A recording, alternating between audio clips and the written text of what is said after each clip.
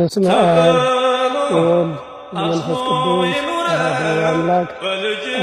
አሁን የምንገኘው በዳግማዊ መንግስት በቀበሌ 11 የደብረ ፀሐይ ቅድስት ማርያም ቤተክርስቲያን ውስጥ ነው። ሕንፃ ቤተክርስቲያን ግንባታ ከተጀመረ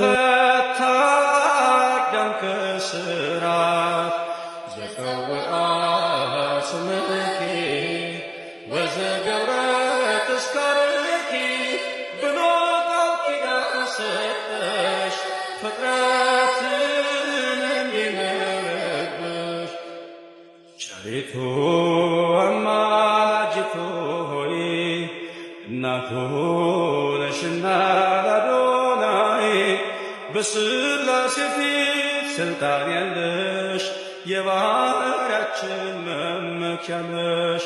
በሥላሴ ፊት ስልጣን ያለሽ የባሕርያችን መመኪያ ነሽ።